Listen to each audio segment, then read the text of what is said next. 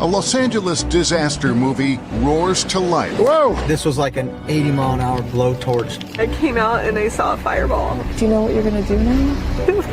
How do I get to my house? Tonight, homes in ashes. Oh, God, it's gone. I hadn't cried until I got here.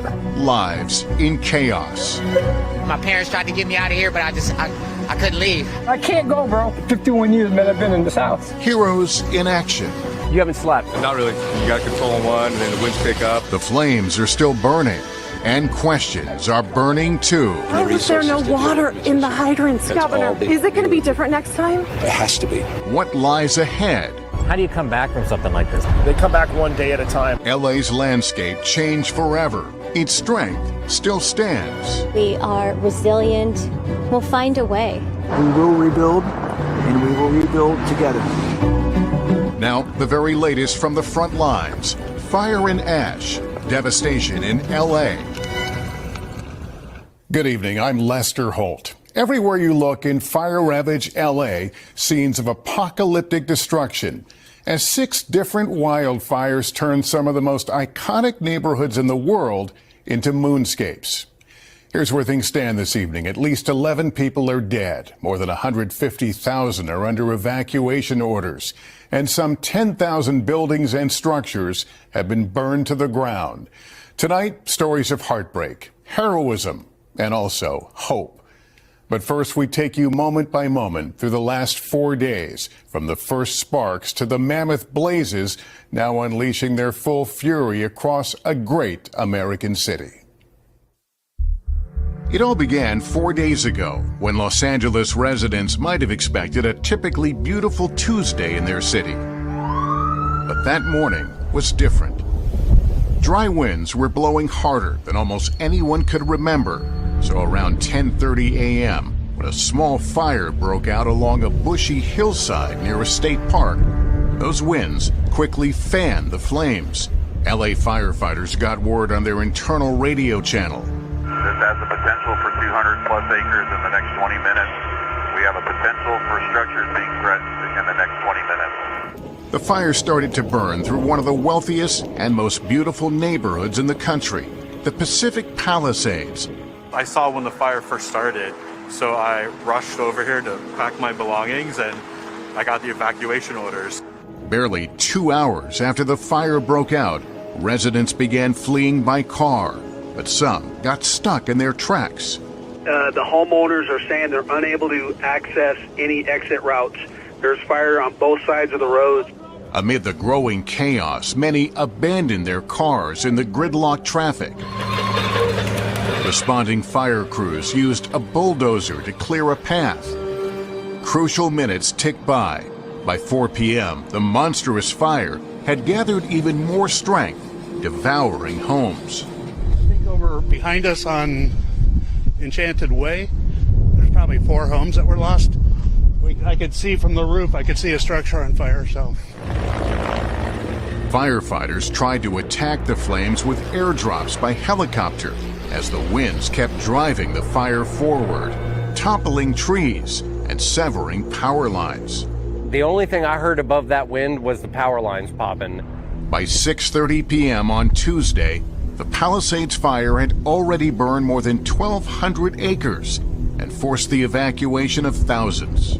We were here not too long ago. California Governor Gavin Newsom declared a state of emergency. It's incredibly important that we heed the warnings, the calls, that we're not out of the woods by any stretch of the imagination.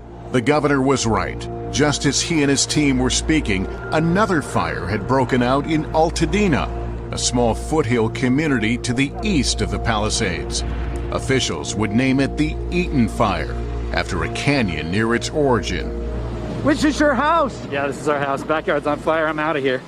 That new fire blew up rapidly in the darkness, expanding its scale, forcing the evacuation of this assisted living facility. You'll see the people on stretchers and just the effort, the very rapid effort to try to get these people out of harm's way. As the night wore on, the hurricane-force winds reached upwards of 75, even 100 miles per hour, making it unsafe for those helicopters to fly. We're trying to surround the fire, break it up into different divisions so geographically we can orchestrate an effective attack on it. On Wednesday morning, plumes of smoke rose out of the canyons and blotted out the sun. The Palisades fire had continued its march west, scorching 5,000 acres in its path. You can see these coastal beachfront homes just erupting in flames. An estimated 1,000 structures had been razed by the fire. Cars, schools, churches, communities gone. It's devastating. It is apocalyptic. This does not feel real. Good morning. Thank you. At a morning press conference, the Los Angeles County Fire Chief Anthony Marrone didn't mince his words. The fire is growing. We have no percentage of containment. And 40 miles away, there were the first reports of deaths from that Eaton fire. Unfortunately, we have 2 reported fatalities. Tens of thousands of people remained under mandatory evacuation orders. And yet we found people returning to see what the fire had spared and what it had not. Is this your home? Yes. I'm so sorry. How long were you here? My entire life. Yeah, I'm kind of in shock right now. Just watching this house burn down here too. Armed with garden hoses and buckets, people whose homes were miraculously untouched threw water onto smoldering roofs and yards. In Altadena, KNBC reporter Michelle Vallis watched the neighbors rush to help a man hold back the flames, the monster winds fueling a sudden roll of fire. These neighbors desperately try to keep their home from catching fire. And then rescue came. Here they come! We're gonna help you! More than 7,000 firefighters and emergency personnel had been deployed across the region since the fires began, saving who and what they could.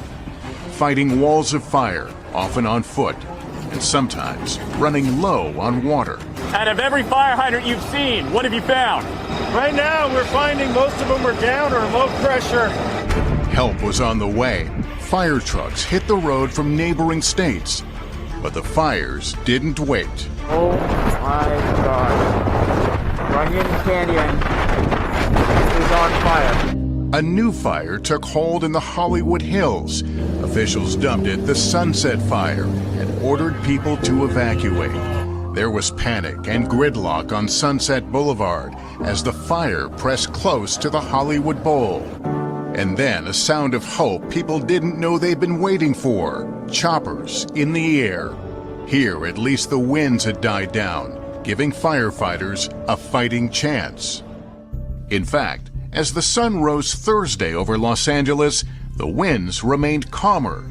CAL FIRE's Chief Brent Pasqua. So this morning is a night and day difference from the last 2 days. I believe if it stays like this, we can actually turn a corner on these fires.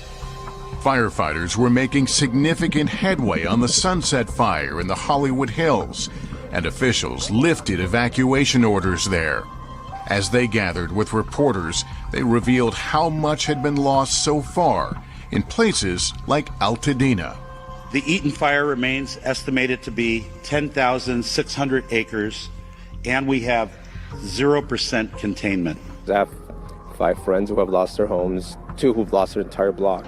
Closer to the coast, the Palisades fire burned more than 17,000 acres. The air was so toxic, schools throughout the region were closed. Life here is unrecognizable. We can smell all of the chemicals and things that were inside these properties that were burning. It's just complete devastation, but home after home after home destroyed. Early in the afternoon, television viewers witnessed a new disaster in the making. Flames from the Eaton fire were lapping at the edges of the iconic Mount Wilson Observatory. It's also a vital communications link, housing broadcast towers for the entire Los Angeles area. A KNBC engineer was inside that building, offering a lesson in competence and cool-headedness.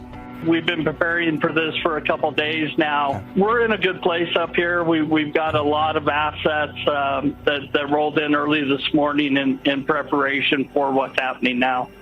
Hours later, the fire had retreated. Late Thursday, authorities imposed a curfew on the two largest evacuation zones to prevent looting and called in the California National Guard to assist. But fire, of course, remained the biggest threat, and sure enough, another one broke out, the Kenneth Fire in Bell Canyon. Evacuation orders went out. We keep seeing these fires pop up in different places. If you're told to evacuate, then get the hell out. By this morning, the death toll had climbed to 10 people. And tonight, the cause of all these fires remains under investigation. As Los Angeles neighborhoods continue to burn, people are bracing for whatever may come next. I don't know how we recover, but I do know that we will rebuild, and we're going to rebuild together. When we come back, residents of the hard-hit Palisades return home to a surreal scene. Thanks for watching.